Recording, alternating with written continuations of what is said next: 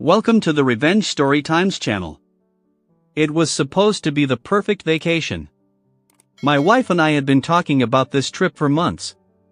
After years of hard work, we were finally going to relax, explore a new place, and reconnect. But I never imagined that this dream vacation would turn into a nightmare.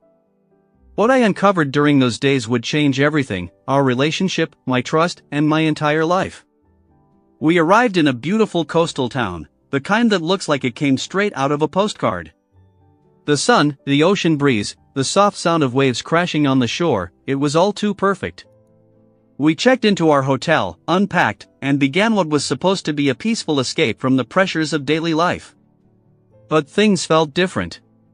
My wife was acting strangely, distracted in a way I hadn't noticed before. Her attention seemed divided, even as we were in this beautiful place. I tried to brush it off as vacation stress. Maybe she was tired, maybe the change of environment was unsettling. But deep down, something didn't feel right. It started with a phone call. We were at a quaint cafe by the beach, enjoying our morning coffee, when her phone buzzed on the table. She quickly picked it up, excused herself, and walked to the restroom. I wasn't trying to be nosy, but I couldn't ignore the fact that her phone was left unlocked. Curiosity got the best of me, and I glanced at the screen. It was a message from a man named Jason, and the conversation was flirtatious, way too flirtatious. I tried to shake it off. Maybe I was misinterpreting things. But the more I thought about it, the more I couldn't ignore the sinking feeling in my stomach. That night, I confronted her. At first, she denied everything. She told me I was overreacting, that I was imagining things. But my gut told me something was off. I began looking into her phone more, and the messages were clearer than ever: plans to meet up, shared secrets, and words of affection that shouldn't have been shared with anyone other than me. I confronted her again, this time more directly. The guilt was written all over her face. Her silence spoke volumes. The truth spilled out in a heartbreaking confession: she had been having an affair for months. The person she had been seeing was someone I had never expected, Jason, a man from her work, someone I had trusted. The weight of the revelation hit me like a ton of bricks. I was devastated, not just by her actions but by the realization that our entire relationship had been built on lies. Every smile, every laugh, every sweet moment we had shared seemed hollow now.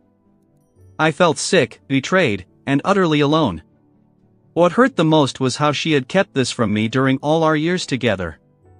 She was my partner, the person I trusted above anyone else, and yet, behind my back, she had been building a life with someone else. It was too much to bear. I left the hotel for a few hours to clear my head. I walked along the beach, feeling the cold breeze against my face. The world felt like it was closing in on me. I thought about what had happened, about the future, and about who I was without her. When I returned to the hotel, she was waiting. There was no more denying what had happened. I could see it in her eyes, the guilt, the regret.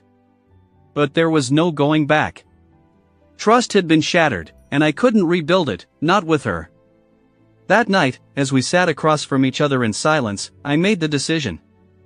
I knew in my heart that there was no other choice.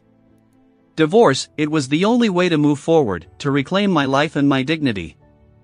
I told her it was over, that I couldn't stay in a marriage built on betrayal. Her reaction was a mix of shock, tears, and pleading, but I had already made up my mind. The love I had for her was gone, replaced by hurt and anger. There was no turning back. I filed for divorce the next day, and just like that, everything we had built together came crumbling down.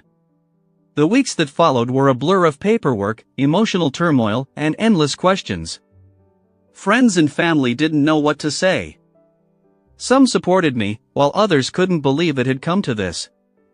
I felt a sense of emptiness but also relief. I had done the hardest thing I'd ever done, but in the end, it was the right decision. I focused on rebuilding my life. Slowly, I started to regain my sense of self. The pain didn't disappear overnight, but I began to see the light at the end of the tunnel. In time, I learned to forgive, not for her, but for myself. I realized that I deserved better, that I could find happiness again. I started to focus on my own growth, rediscovering passions and embracing new opportunities. And though the scars of the past remained, they didn't define me, they became part of my journey, a painful but important chapter. As I moved forward, I knew one thing for sure: I would never allow myself to be someone's second choice again. What was supposed to be the perfect vacation turned out to be the catalyst for the most painful chapter of my life. But in the end, it was also the start of a new beginning. Sometimes, the hardest decisions lead to the greatest growth. And though the journey was tough, it taught me something I will never forget: that no matter what life throws at you, you have the strength to walk away from the things that hold you back and embrace a better future. Thank you for listening. Until the end, see you in the next episode of Revenge Story Times. Take care of yourself and your loved ones. Goodbye.